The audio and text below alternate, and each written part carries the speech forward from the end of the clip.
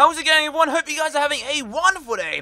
I'm having a fantastic day because it's quite a nice day in the UK for once, and number two, the second thing I'm happy about is that I'm bringing you guys a brand new video talking to you guys about the new Call of Duty Ghosts patch update.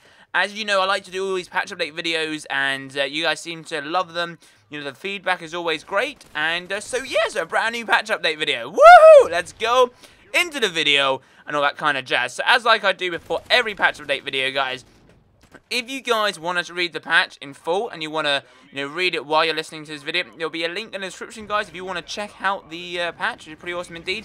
And also, if you're new to my videos, what I like to do in the patch update videos is literally just summarize all the key elements in the patch, so you guys don't have to be for hours or like a longer time than it's, you need to be. So basically, I pretty much just give you information about weapon balancing, basically anything which is quite relevant to you guys as a player, rather than stuff behind the scenes which might not be too interesting, because you guys might be like, oh my god, the BIZON's getting reduced, and obviously that's something you want to know, so that's what I like to do. But yeah, let's get into it. So this patch has been, we've been waiting for this for a while, I think like 2 weeks or so, because the last patch update video, the BIZON got buffed, and everyone was using competitive, and it was going well, but everyone started using it, and no one used to use it, and it came with sort of an OP weapon, and the MLG banned it, and they were waiting for this patch. And so obviously this patch might change the BIZON. They slightly reduced it again, and maybe it might come back into competitive gaming. Who knows? But yeah.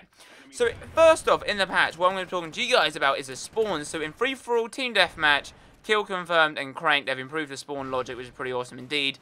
And this one was quite bizarre. So the blitz spawn system for online matches have been changed, but it only says for online match, it doesn't say for offline. So maybe because offline is like system linking, etc., especially for competitive gaming. So maybe they've changed the spawns for online for like public matches, and then competitive they've left it the same because it's competitive. Who knows? I don't even know. But yeah. So now into the weapon balancing. So they've done a few things to the SMGs. So for the BIZON, they've reduced the headshot multiplier, so no longer allows for one body and one shot headshot kills. The max and minimum damage range has been reduced. There's been a slight increase to the recoil. The recoil, that's it now, the recoil. Yeah, you know what I'm on about, the recoil unit. There we go, the recoil. And that's pretty much for the BIZON. So the last time the BIZON had a lot more like buffs, so they've reduced it slightly to make it slightly less OP. But you never know, it could still be quite an powerful weapon. So we'll find out and see in the next coming days whether MLG will allow the weapon into Season 2 or, does not allow it at all. So yeah.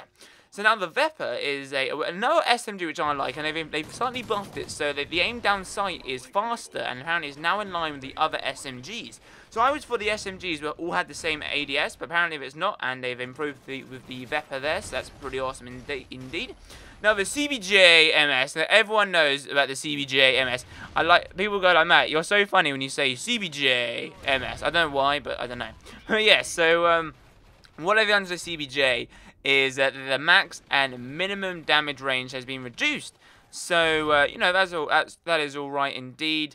So basically what that means is, so the max, so whenever you shoot someone, like especially from a distance, is if it's, say for example, a 3-bullet kill from, say, like very close up, that's like your minimum damage. So that's like the minimum damage you'll get before it drops, or like the max damage. And then if you're from a like further away distance, you'll go to 4, 5 bullets, etc. And they've just reduced it, so they basically made the weapon slightly not as good technically. Whereas in the previous patch, they made the BIZON, they've increased it, etc. So sometimes they increase it, sometimes they make it reduced, etc. But basically what they've done to the weapons is they've reduced the damage range. So that is alright indeed.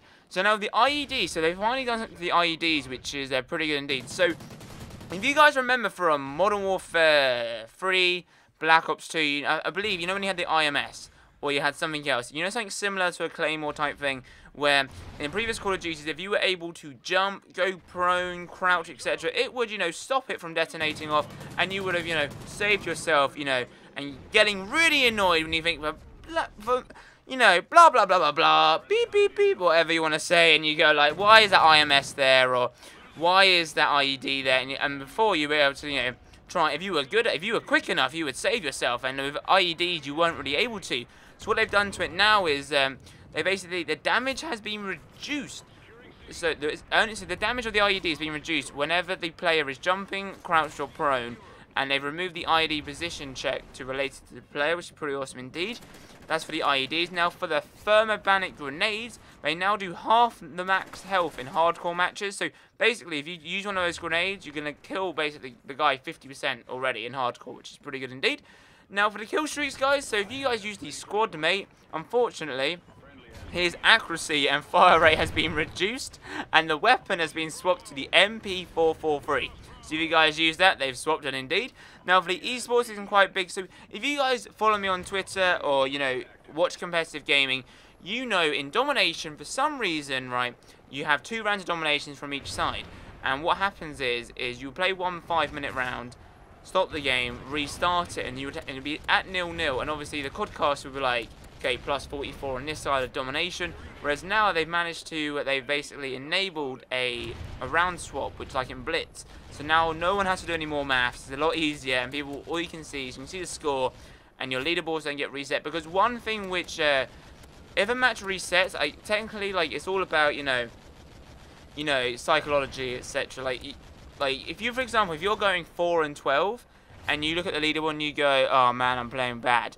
But if you were to go into that domination again on the second round at 0-0, and you're like 4 kills up, your mentality is like, whoa, dude, I'm doing much better. And obviously, this time now, you know, your leaderboard's going to stay the same, and I think it will maybe change it up a little bit as well, which is pretty awesome indeed.